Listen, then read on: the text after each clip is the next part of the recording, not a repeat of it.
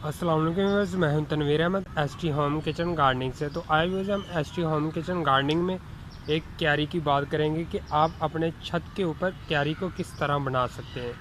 तो अगर आपके पास ग्राउंड अवेलेबल है तो आपको क्यारी की ज़रूरत नहीं है। अगर आप ग्राउंड के अंदर भी क्यारियों को बनाना चाहते हैं तो वो खूबसूरत लगती हैं, तो आप ग्राउंड के अंदर लकड़ियों की क्यारियाँ बना सकते हैं ईजी तरीके से। तो आज मैं कोशिश करूँगा आपको ये बताने की कि आप अपने छत के ऊपर इजीली कैसे क्यारी को बना सकते हैं। तो ये क्यारी मैंने किस तरह तैयार की है तो इसकी डिटेल मैं आपको बता देता हूँ। तो अभी आप ये देख रहे होंगे कि लकड़ियाँ आपको दिखाई दे रही हैं। तो ये नीचे मैंने फटा रखा, सिंपल कुछ भी नहीं किया इसको, और नीचे फटा रखा है। और ये मेरी नीचे छत है, तो छत के नीचे मैंने एक एक टाइल रखी हुई है ताकि ये देखें मेरी क्यारी छत के ऊपर रहे, ना कि क्यारी छत के साथ नहीं लगनी चाहिए। तो उसके बाद ये ऊपर लरें लगी हुई हैं। तो ये लरें आपको इजीली कारपेंटर की शॉप से इजीली मिल सकती हैं। तो इसी तरह मैंने लरों को पकड़ा और ऊपर रख के कील ठोके हुए हैं इनको। ये कील इस फटे के साथ ठुके हुए हैं।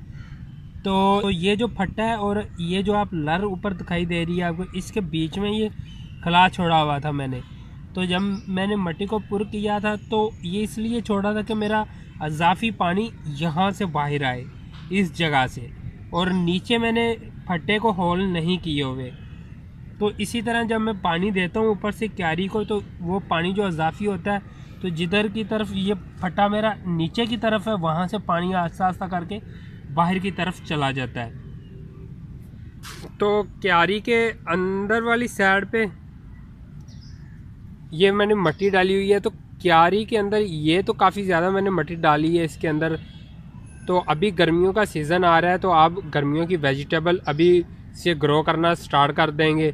तो अगर आपके पास इस तरह की क्यारी अवेलेबल होगी तो आप इसके अंदर अच्छी खासी चीज़ों को ग्रो कर सकते हैं।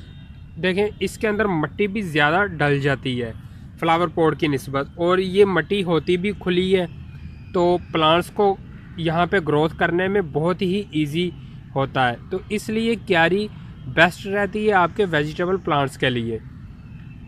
तो अभी जो आप प्लांट देख रहे हैं ये मैंने गार्लिक के प्लांट इसके अंदर ग्रो किए हुए थे, तो इनकी भी ग्रोथ अच्छी खासी चल रही है। और क्यारी के अंदर मैंने कैबेज के प्लांट लगाए हुए हैं, तो वो कैबेज बनी भी हुई है क्यारी है। ये बनी बनाई टोकरी आपको मिलेगी, प्लास्टिक की टोकरी होती है। ये देखें इसके अंदर भी काफ़ी ज़्यादा मिट्टी आ जाती है। तो अभी मेरा इसके अंदर ये टमाटो का प्लांट लगा हुआ है, तो इसकी भी ग्रोथ अच्छी खासी चल रही है। तो मिट्टी भी आपकी खुली डुली आएगी। आप इसके अंदर सलाद, धनिया, पुदीना, इस तरह की चीज़ें इजीली ग्रो कर सकते हैं, गार्लिक को, ऑनियन को। तो ये स्पेस भी एक काफ़ी बन जाती है, और ये आपको बनी बनाई टोकरी भी मिल जाएगी।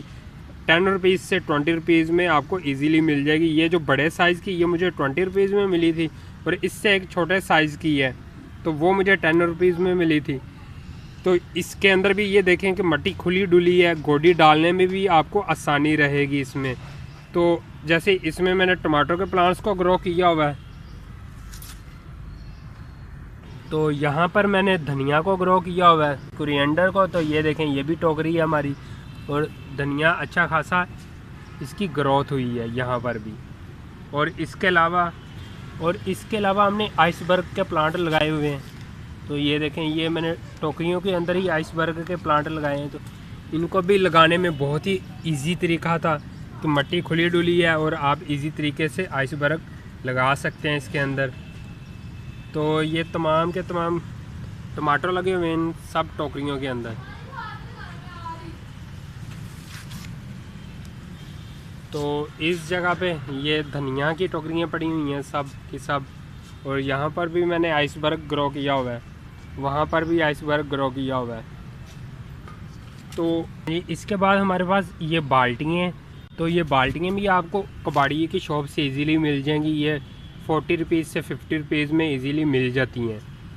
तो इसके अंदर भी आप टमाटो के प्लांट्स को ग्रो करें तो आपको बहुत अच्छा रिज़ल्ट मिलेगा, क्योंकि इनके अंदर काफ़ी ज़्यादा मिट्टी डल जाती है।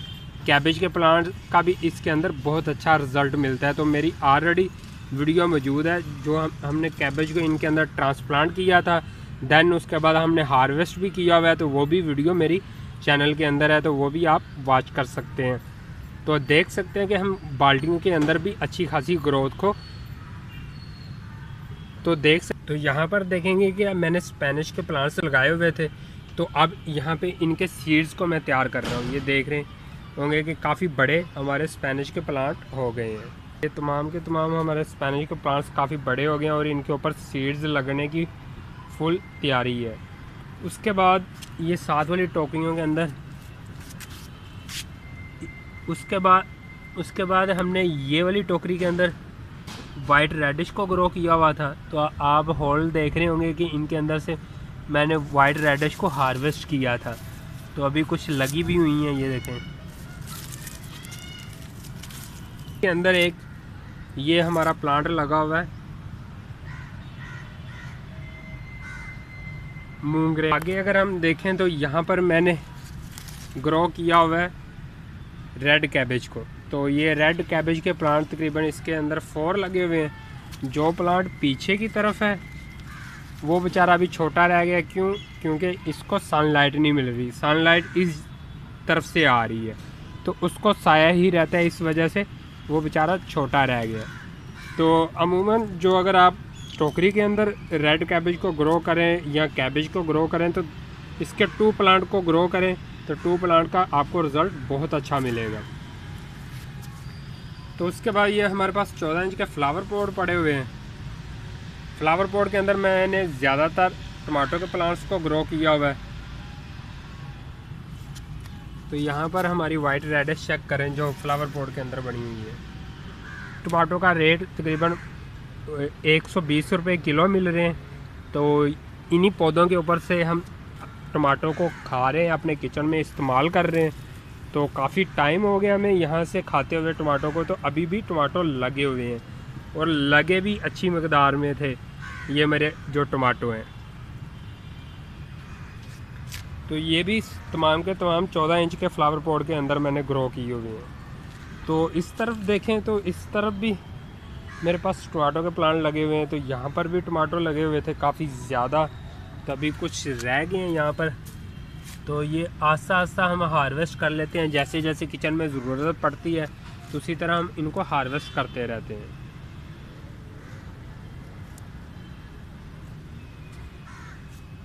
तो उसके बाद अगर आप ये देखें तो यहाँ पर मैंने एक शॉपिंग बैग के अंदर मिट्टी डाली हुई थी।